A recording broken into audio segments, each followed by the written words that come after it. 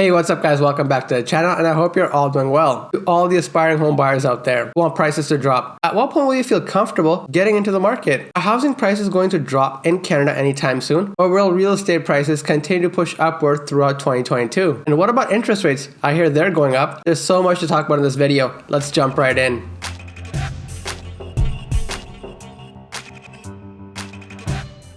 It's no surprise that Canada's housing boom attracted many speculators looking to take advantage of our falling rates. Some even took out multiple loans to buy multiple properties. But now, things are starting to get real. Canada's central bank issued a surprise warning recently that rates are expected to rise sooner rather than later. This has the potential to put cold water on our hot housing market. Earlier and faster rate hikes could trigger higher mortgage payments for many buyers and investors, especially for those with multiple properties. And in turn, they could respond by selling some of these properties and flooding the market with supply, which the market desperately needs. Because for speculators, once you can no longer make a quick buck, doesn't matter what the asset class is, you're no longer going to be holding. And let's face it, no one really wants to catch a falling knife, which then just leads to more speculators selling. Already, the housing market is showing signs of cooling, as fixed mortgage rates are already up 60 basis points on average this year, according to RateHub. The Bank of Canada has already said that it could increase its interest rates from the current 0.25% or 25 basis points as soon as April 2022. That's 3 months sooner than previously forecasted. And money markets in general are expecting a rate hike as soon as March of 2022, with nearly 100 basis points of tightening throughout 2022. Once investors start seeing that rising interest rates and or falling house prices make it unprofitable to speculate on housing as an investment, that source of demand can disappear quite quickly. In August of 2021, investors and speculators accounted for a quarter of all home purchases across Ontario. And that's because record low interest rates have really lit a fire on housing demand, pushing some Canadian cities and their surrounding areas into bubble territory. In fact, a Swiss bank ranked Toronto number 2 right behind Frankfurt on this year's global real estate bubble index, with Vancouver coming in at number 6. Now, how do I say this nicely? The people who are really going to get burnt with rising interest rates are those that thought that they could just keep borrowing at cheap rates without giving any thought into the future. For investors on variable rate mortgages, an increase in these rates is going to eat into your cash flows, which may already be falling short of expenses. And don't forget that inflation is also on the rise. You'll have even more expenses competing for the exact same cash flow. The other biggest concern with Canada's housing market has to do with valuation, specifically overvaluation. According to Moody's, which is a massive credit rating agency, Canadian real estate prices are already overvalued by 91%. Now you may think that this is going to cause massive alarm bells to go off, but not really. According to their model, they're expecting low to no price growth as mortgage rates rise. Let's take a step back and really think about what this means for you. They're essentially saying that a lot of the future growth that would have happened in a normal market, this future growth has been borrowed to present time. And now expectations will catch up to meet this overvaluation. The issue is that asset price growth has really outpaced wages for a long time now. And if you didn't get on that train when it began speeding away, it's only going to get harder. In fact, it's only gotten harder for those that don't have access to existing capital or equity. It's very hard to get started with building wealth if you don't have parents to help you out. You weren't born early enough to buy real estate. You don't have a high-paying job. It's super tough to get that snowball rolling. Just being average isn't enough anymore. Another fact is that taxes on salary and wages are much higher than compared to tax on assets or investment income. Plus, you don't get the benefit of many deductions available to you if you earn from a salary compared to if you had earned that same income through a corporation. It's a fact. Salary earnings are taxed at the highest rates and have the least amount of deductions available. The point isn't to compare taxes on salary versus assets. The point is our tax and capital system is built to favor those that already have wealth. You can sell your home now, have tax-free gains, buy another home, and rinse and repeat. You can't do the same thing with salary. You'll be taxed before the dollars even hit your bank account. Then you'll pay tax when you go use those dollars through sales tax or other taxes that we pay. We've also seen that the current generation doesn't have the same access to pension programs that previous generations had access to. And this situation is even more worrisome if you're in the GTA or the GVA, as the cost of living has outpaced wages. And that's why I talk so much about the principles of good investing habits on this channel. Make money work for you. You have to find ways to get that snowball rolling. The best thing you can do is educate yourself on what are good investments, what should you be staying away from, and just financial literacy in general, especially if you're just starting out your financial journey. Fortunately for us, access to investing has never been easier. Compound growth is really a powerful force, especially if you have time on your side. Even if you put away a little chunk of your income, given enough time, you could build your own pension plan through the power of passive investing. Given we're only a few weeks away from 2022, I'm going to take a stab at speculating on what you can expect from the housing market in the new year. During the pandemic, household savings rate increased to historic levels. As we were all stuck inside, that discretionary spending just ended up in our bank accounts. It's estimated that there is now $280 billion worth of savings sitting in bank accounts right now. With this increased purchase power just waiting to be used, it's reasonable to expect continued strength in housing demand, at least for the foreseeable future. When you have money, it generally goes into three different categories: housing, transportation, and travel. The federal government's immigration targets to bring in 1 million new immigrants over the next 3 years will place additional pressure on the demand for housing. Housing affordability will continue to be a challenge, at least in the near term, as prices increase. And that's where things may start to take a turn. The Bank of Canada is expected to raise interest rates, possibly 2 increases in 2022, one in each half, around 25 basis points each. Now, I do want to mention that there's a small caveat here. If interest rates rise faster and higher than the current market expectation, this is going to have a significant impact on housing affordability and the housing market in general. This is something you definitely want to keep an eye on, as our housing market is very sensitive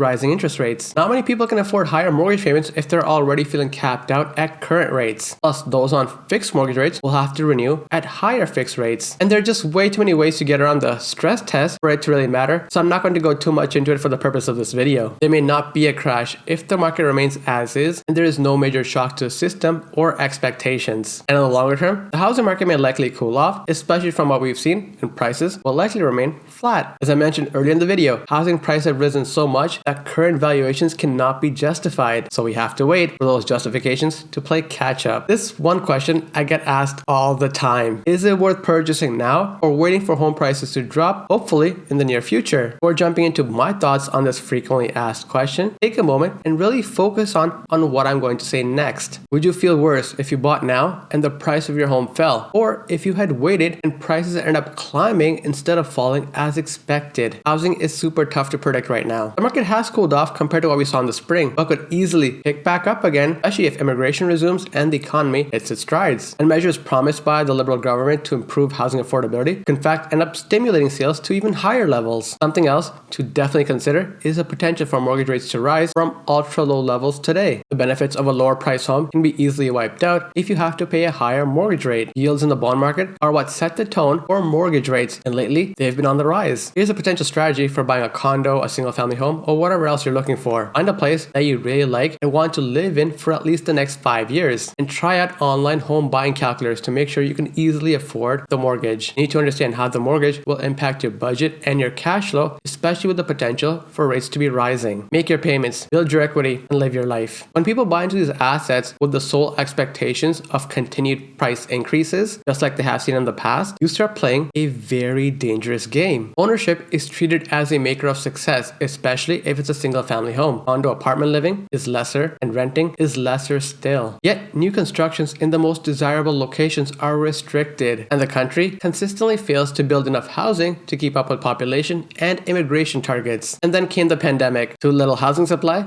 meets rock bottom rates, and already crazy high prices surge even more, particularly in the most well-known of places. The big metropolitan areas are where jobs are today and likely where they will be tomorrow. We need more affordable housing. More urban sprawl and 2-hour commutes is not the answer. We need to get this right. Otherwise, it's going to cost us. And I say it's already costing us. Thank you for watching. Make sure to check out the links in the description below for all the items I've covered in this video. And I'll talk to you in the comment section.